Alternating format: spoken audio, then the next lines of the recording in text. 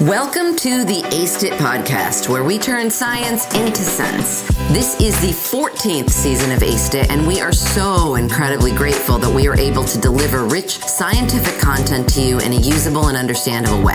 Aced It is brought to you via the Justice Community Overdose Innovation Network, or JCOIN. If you're new to Aced It, welcome. We're so glad you're here. And check out the prior seasons to begin or continue your learning journey. A special thank you to every wonderful listener. We promise we will continue working to help you learn and grow via Aced It. Also, a quick plug for a few other JCOIN features. Did you know you can get technical assistance for your organization from the experts at JCOIN? And did you know you can apply for a small research grant to help fund an innovative study idea? Yep, through JCOIN. And did you know you can apply to be a JCOIN LEAP scholar or investigator, a year-long mentorship that will improve your skills? Also through, you got it, JCOIN. If any or all of these exciting offerings sound interesting, check out our website, JCOIN-CTC.org, and learn about the many JCOIN courses, products, and opportunities beyond Aced It, all designed to translate science into sense for you. With that, I am honored that you're with us. I'm Danielle Rudes, your host, and this is Aced It. Welcome to episode 8 of season 14 of the Aced It podcast, about the stories we tell about drugs and overdose. This season, we're exploring the narratives told about drugs and overdose, who gets to tell them, and the narratives they choose to spread. Ultimately, these narratives shape stigma, guide policy responses, and affect access to treatment. Today, we're going to talk about actors in the criminal legal system. Police officers, probation officers, judges, attorneys, and correctional staff encounter substance use and overdose regularly. Because of that, the way these professionals talk about drugs and the assumptions they carry into their work can have a powerful influence on how society responds to substance use. These professionals are often positioned on the front lines, responding to issues such as the opioid crisis. But their role is not just about enforcing laws or implementing policy. These criminal legal professionals shape the broader narratives about substance use, responsibility, treatment, and punishment. To understand why these narratives matter, it helps to first recognize just how deeply substance use in the criminal legal system intersect. Substance use disorders are extremely common among people who move through jails, prisons, probation, and parole. Many individuals enter the system with untreated substance use disorders, while others become involved simply just trying to navigate incarceration. According to research by Gerber and colleagues, 2026, an estimated 85% of people involved in the criminal legal system have some connection to substance use, whether through a formal diagnosis, drug-related charges, or offenses committed while under the influence. Because of this overlap, criminal legal professionals encounter substance use constantly throughout their careers. Police officers respond to overdose calls in the community. Probation officers supervise people trying to recover while navigating the conditions of supervision. Correctional staff manage substance use inside facilities where drugs continue to circulate. Judges and attorneys see case after case where addiction plays a central role in someone's life. Over time, repeated exposure to these experiences can shape how professionals interpret substance use, how they share them with their colleagues, how they share them in court, and share them with the broader public. That is important. One common theme in research on criminal legal professionals' attitudes toward substance use is stigma. In the context of addiction, stigma often appears as the belief that people who use drugs are irresponsible, dangerous, or incapable of making a recovery from drugs. For example, a study conducted by Reichert and colleagues 2023 revealed that police officers across multiple Illinois departments held fairly moderately stigmatizing views toward people with opioid use disorder. Officers in the study reported beliefs related to blame, distrust, and assumptions that people with addictions may be dangerous or responsible for their condition. These kinds of attitudes are not limited to policing. Other research examining criminal legal professionals more broadly, including probation officers, correctional staff, and court personnel, found that people who held more stigmatizing views toward justice-involved individuals were also more likely to have negative attitudes toward medications used to treat opioids. That comes from Moore and colleagues, 2022. In other words, the kinds of stigmatizing beliefs identified in Reichert and colleagues' 2023 study can extend beyond how professionals think about people who use drugs. As Moore and colleagues suggest, those beliefs can also shape how professionals view treatment itself, including whether they support evidence-based medication designed to help people recover. Police are often among the first to respond to overdose emergencies, despite research suggesting that police feel a sense of responsibility when it comes to overdose responses. Other studies find that these feelings are not consistent.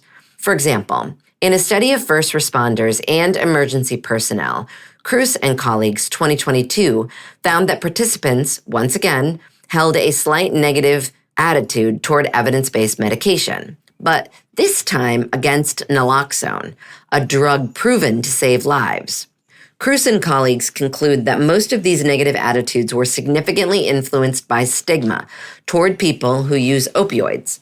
Cruz and Merlo, 2021, had also previously looked at more than 200 police officers working in the departments in a northeastern region of the United States that had very similar findings. Stigma was a significant factor in determining police officer attitudes and administration of naloxone.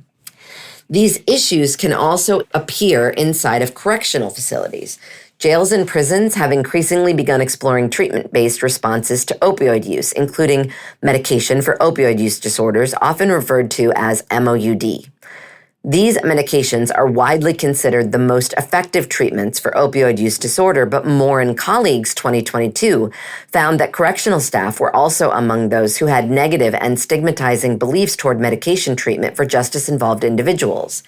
However, it is important to note that organizational factors can very well shape these perspectives. For example, Riccardelli and colleagues 2024 conducted a study on correctional officers and their perspectives on overdose prevention sites in prison. While many correctional officers understood the need for harm reduction strategies, they were overwhelmed with the sense that they just did not have clear directives and policies to effectively help someone. On the flip side, however, a mixed method study of jail staff found that facilities with stronger organizational readiness to deal with substance use issues and training programs that provided information on these issues were more likely to report positive attitudes toward medication for opioid use disorder. Findings from Riccardelli and colleagues, as well as Michener and colleagues 2024, both reaffirm our understanding of how criminal legal professionals view opioid use, overdose, and treatment. It all just really depends on what people know. But institutions can evolve when they provide the right education and resources to individuals who are trying to navigate these issues. We see organizational factors also affect community supervision departments such as probation and parole. In additional research conducted by Reichert and Gleicher, 2019, they examined some of the barriers seen by officers in probation departments, specifically by those who have individuals with opioid use disorders in their care. Staff talked about a wide range of barriers, such as lack of medical personnel, money, lack of training, and policies that prohibit any type of treatment through medication. Similar concerns about training were highlighted by Bellesi and colleagues in 2025, where most officers were familiar with naloxone, but many reported needing more and consistent training to clear up and address any or all of their misconceptions. These everyday decisions require quick and effective responses, and we cannot help support people in recovery if we do not have the knowledge or tools to respond appropriately. Judges and courts also contribute to the narrative surrounding substance use and overdose. Courtrooms are spaces where complex issues must be interpreted through vague and confusing legal frameworks. These interpretations can influence how cases are handled, including sentencing. Desai and colleagues 2019 conducted an experimental study on judicial decision-making. They reached out to more than 3,000 and received about 67 responses from state and federal court judges. Let me just say, that's incredible work. But through their work, they found that when defendants were described as having an opioid use disorder, judges were more likely to view them as likely to reoffend and less capable of making rational decisions compared to defendants with no history of an opioid use disorder. These findings remind us that the way substance use is understood inside courtrooms can shape how people are judged and what opportunities they are given. So today, we discussed how criminal legal professionals like police officers, probation officers, correctional officers, and judges help shape the narrative surrounding substance use. Research suggests that stigma can influence how addiction is understood, whether harm reduction strategies are supported, and even how treatment options are viewed. We also saw how these perceptions can appear in everyday decisions, from responding to overdose to deciding whether someone should receive treatment or punishment. And to be clear, we recognize that criminal legal professionals face incredibly difficult situations and carry enormous responsibility in their work. Our respect is with them. But when addiction is viewed primarily through a blameworthy lens, harm reduction strategies can be easily misunderstood. Instead of being seen as tools that keep people alive, they may be perceived as enabling drug use. In reality, the goal of harm reduction is much simpler: preventing the loss of someone who is part of a family, a neighborhood, and/or a community. Because at the end of the day, the stories we tell about drugs and overdose do not just shape policy. They shape whether individuals get a chance to survive long enough to experience recovery. That's all for today's episode. Thank you for joining us, and as always, we'll see you next time on Aced It.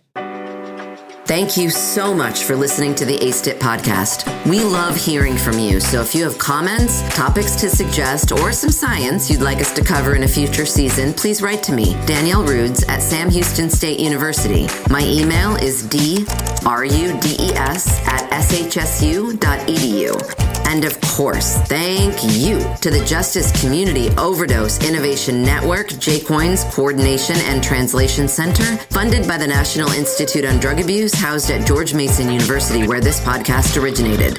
Thank you to our fabulous scriptwriter team and also my fabulous doctoral students at Sam Houston State University, Bryce Kushmerek-McCune, Jalen Magana, and Alexa Mata. And a huge and a heartfelt thank you to the team at Slonky LLC for their wonderful podcast production as always. Tune in again soon for another episode of Aced It.